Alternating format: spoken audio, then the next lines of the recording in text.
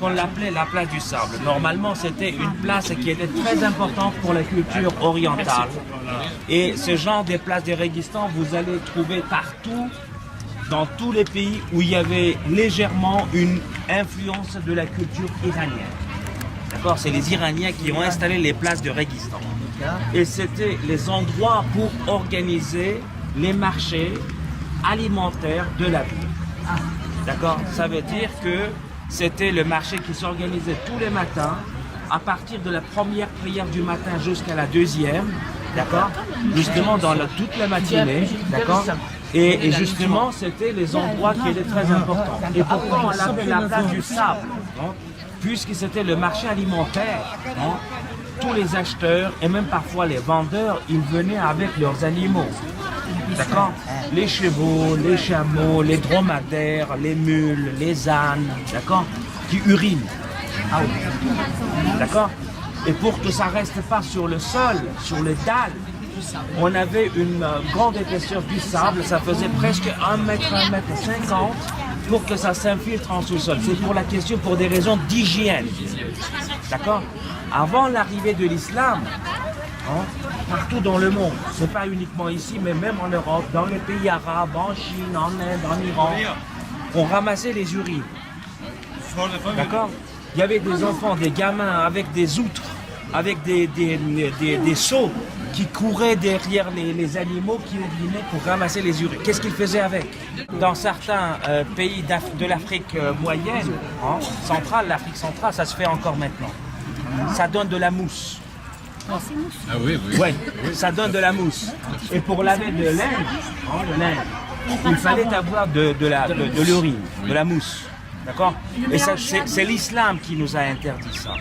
D'accord? C'est l'islam qui a. Mais dans certaines tribus de l'Afrique centrale, ça se pratique encore maintenant. Dans certaines provinces, par exemple, de l'Australie centrale, ça se pratique encore maintenant. En Chine, ça se pratique encore maintenant.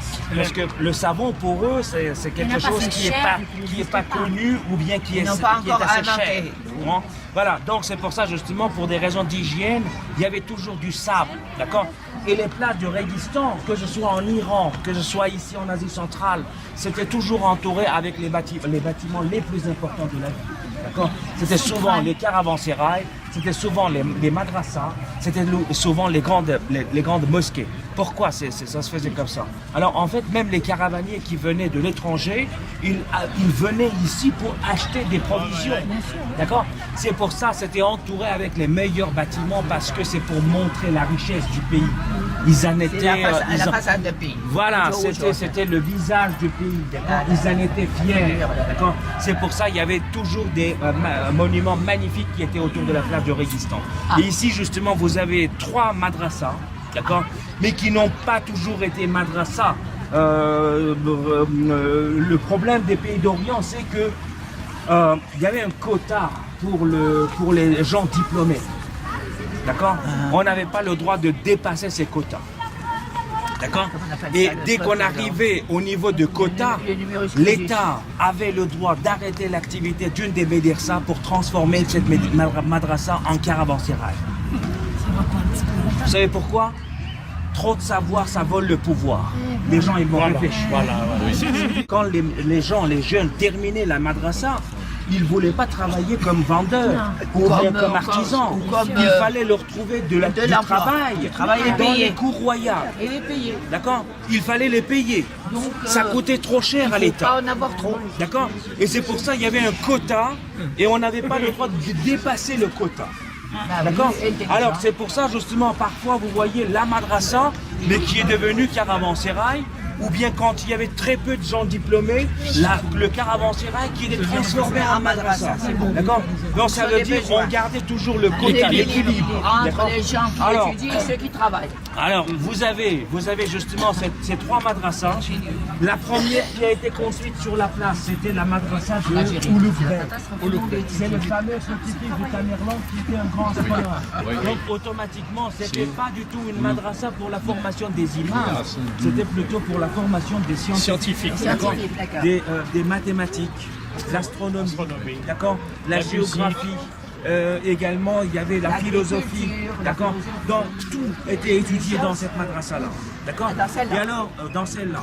Et alors, vous avez le deuxième madrasa qui a été construite au XVIIe siècle, c'était la madrasa de Shirdar.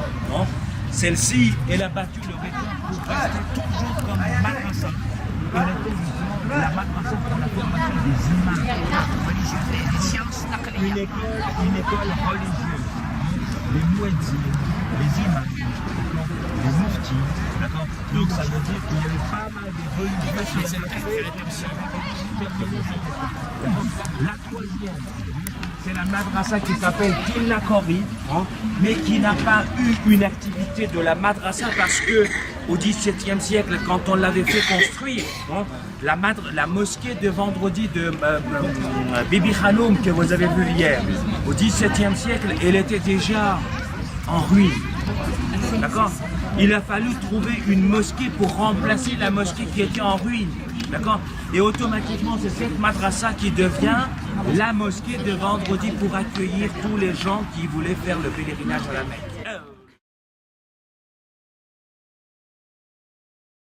Quand on a fait une petite visite de Tashkent, je vous ai dit que en 751, les Arabes ont fait la guerre contre les Chinois dans le vallée de Talas.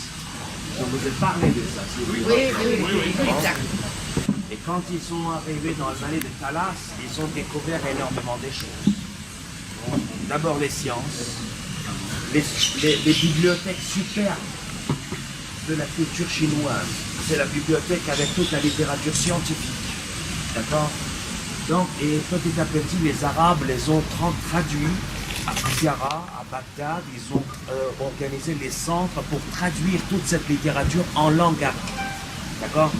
Pour le faire passer en Andalousie vers l'Europe. À ce moment-là, c'est uniquement les sciences qui ont été découvertes, mais il y avait également les artisanats. Les techniques. D'accord? La technique du travail. D'accord? Alors, et une des premières choses qu'ils ont découvert, les Arabes qui ont découvert la poudre. D'accord? La poudre à canon. Ça veut dire que les Chinois le connaissaient à partir du 2e siècle avant Jésus-Christ. D'accord? Ils ont découvert les métaux, le traitement des métaux, surtout les oxydes des métaux. D'accord? Et ceci leur a permis de faire la céramique. D'accord? Parce que pour faire la céramique que vous voyez sur les façades, il faut les oxydes des métaux. D'accord? Actuellement, tout le monde le sait, mais à l'époque, cette technique n'était pas connue. D'accord? Alors, et vous avez justement, c'est ça, avec les Chinois qui les ont découverts, et également une matière qui était très précieuse à cette époque-là, qu'ils ont découvert, ils les achetaient, les Arabes, de papier, de soie. Mais ils ne connaissaient pas la technique de fabrication. D'accord? Et la technique de fabrication, c'est en Chine qu'ils ont découvert, et ils ont découvert que ça se fait à base de l'écorce du mûrier. D'accord? Ça veut dire que la Chine, également l'Asie centrale, qui nourrit les vers à soie. D'accord? Pour la fabrication de la soie. Mais quand on nourrit les vers à soie, on les nourrit avec les feuilles des mûriers. C'est uniquement les mûriers qui donnent des mûres blanches. Pas les noirs. Attention, on a deux variétés des mûriers. Ce que vous avez, c'est le mûrier qui donne des mûres blanches. Oui, on en a mangé hier. Oui, vous en avez mangé. D'accord? Et dans le marché, vous en trouverez cet après-midi. D'accord? Alors, et les mûriers qui donnent des mûres noires, leurs feuilles, c'est trop épais. Et les vers, ils ne peuvent pas les manger. Alors, et justement, c'est à ce moment-là, qu'est-ce qu'on fait? On ne ramasse pas les feuilles. Parce que ça, si vous ramassez les feuilles, ça sèche trop vite. On met les vers sur les Alors, on découpe carrément les branches des mûriers. Si vous avez vu sur le bord de la route hier en arrivant, sur le bord de la route, il y avait des troncs d'arbres du mûrier qui étaient énormes. Mais il n'y avait que des branches qui poussaient, d'accord? Alors parce qu'on les coupe tous les ans pour nourrir les vers à soie. D'accord? Et après avoir nourri les vers à soie, après avoir fait la magnanerie, nourrir les vers à soie, c'est la magnanerie. Et alors après la magnanerie, On ramasse les cocons, Les cocons. d'accord? Et on ramasse également les branches que vous avez mis pour que les vers mangent les feuilles. D'accord? Et quand il n'y a que des branches qui restent, il y a beaucoup de familles ici à Samarcande, surtout dans ce village-là, bon, qui amènent les branches dans cet atelier. D'accord? Ils ont fait des stockages. Regardez. Parce qu'il ne faut pas le faire très vite parce que ça peut attendre. D'accord? Même quand il est complètement sec, hein, quand les branches sont sèches, on les mouille dans l'eau tiède. D'accord? Ça permet d'enlever l'écorce. On dit le papier de soie. C'est fait avec les corps. C'est le bois de mûrier. Ah, c'est le bois de mûrier. Et après, il y a plusieurs personnes qui sont avec des couteaux qui commencent à enlever la partie extérieure, le bois de l'écorce. D'accord? Ils l'enlèvent parce que ce qui les intéresse, c'est les fibres qui sont à l'intérieur des écorces. D'accord? C'est ça qui sèche. Regardez ces cordes sur lesquelles il est sèche. Ce sont les fibres. D'accord? Et comme matière, au départ, quand vous les récupérez, ça donne une matière qui est hyper solide. Même certaines tribus mongoles, ils en faisaient des arcs. Ah bon? Ah bon, Oui, c'est quoi? c'est hyper solide. D'accord? Certaines tribus des Chinois, ils en faisaient des cordes pour grimper sur les châteaux forts. Mais le problème, c'est qu'il faut le mouiller régulièrement. Si c'est pas mouillé, ça se casse. D'accord? Mais quand même, ça donne une matière qui est hyper solide. Après avoir récupéré l'écorce, les fibres de l'écorce, ils les mettent dans l'eau bouillante, d'accord? Et il faut le bouillir pendant très longtemps. Ça veut dire autour de 5-6 heures. Et après avoir bouilli pendant quelques heures, bon, justement ces fibres qui étaient hyper solides au départ, cette fois-ci ils sont tellement doux qu'on peut les découper avec les doigts. D'accord? Et quand vous allez vous approcher, regardez également la couleur de l'eau. Oui, la chose, j'ai vu. Bon, la couleur de l'eau, elle devient rouge. C'est ce qu'on utilise pour faire de la teinture, pour faire la teinture sur le tissu en soie. Après avoir bouilli pendant quelques heures, ils prennent, ça devient une pâte. D'accord? Et quand ça devient une pâte, on les récupère et on les met sous les marteaux des norias. Justement, cette fois-ci, il faut les écraser. Il faut les cuire. D'accord? Et pour ça, il y a des marteaux qui sont très très solides, vous le verrez à l'intérieur, qui sont tournés avec le noria. D'accord? Qui est tourné avec le courant de l'eau qui est là. Remarquez bien que le canal est plus loin. Mais ça, c'est un ruisseau. Pourquoi on a séparé le ruisseau pour faire tourner le noria? Il y a un point économique. Un point économique. Ça veut dire qu'au début de ces ruisseaux, auparavant, ils faisaient un puits. D'accord? Et ils savent combien de litres de l'eau il y a dans le puits quand c'est plein. Par exemple, disons, il y a 5 tonnes de l'eau. Par exemple.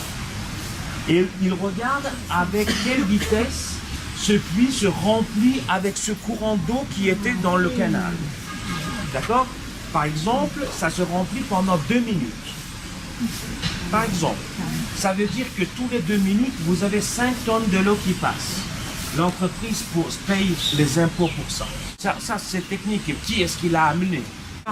Alors, et après avoir écrasé avec ces marteaux de noria, hein, il les passe dans les réservoirs, cette pâte qui est écrasée complètement, il le passe dans le réservoir rempli avec de l'eau, d'accord? Et il y a un tamis avec lequel ils prennent les fibres avec de l'eau, d'accord? Comme ça, ils donnent la forme au papier, et c'est comme ça qu'ils peuvent justement faire énormément du papier. C'est ce que vous allez découvrir à l'intérieur. Et remarquez bien que c'est le seul atelier dans tout l'Ouzbékistan pour la fabrication du papier de soie. D'accord? Mais pourquoi on l'appelle le papier de soie? Je viens de vous expliquer, vous voyez qu'il y a pas de soie dedans.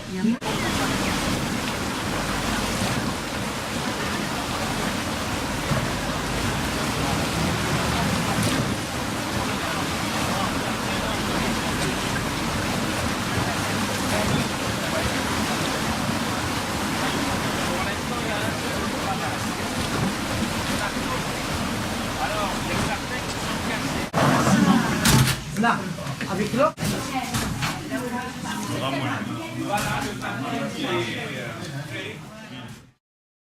D'accord. Alors, et aujourd'hui, c'est le moment de goûter le plof, qui est un plat qui est le plus vieux, peut-être, non, et également le plus important de la cuisine ouzbèque. Bon. C'est un plat qui est à base, les ingrédients les plus importants, c'est la viande, les carottes et le riz. D'accord? Mais comme ingrédient supplémentaire, secondaire, vous pouvez ajouter plein d'autres choses. D'accord? Alors, vous avez ces plats qui se font actuellement à base de l'huile de tournesol. D'accord? Alors, et ça se chauffe, l'huile se chauffe, d'accord? Et le premier ingrédient qui tombe dans l'huile chauffée, c'est la viande. D'accord? Alors, mais on le met en grands morceaux. D'accord? Parce que ça se cuit. Généralement, on mange du bœuf. D'accord? Alors, et vous avez hein, les grands morceaux de la viande, puisque ça se cuit pendant longtemps, on le met en grands morceaux. D'accord? Parce que si vous mettez les petits, ils vont disparaître. D'accord? Alors, tout de suite après, il y a des oignons. Les oignons. Les oignons aussi. Tout de suite après l'oignon, c'est les carottes. Regardez comment est-ce qu'ils les ont découpées. Oignons, carottes. D'accord? Et tout de suite après, hein, ils mettent les épices plus tard, mais ils mettent les ingrédients supplémentaires. D'accord? C'est l'ail en chemise. En chemise. D'accord? Oui. Du raisin sec.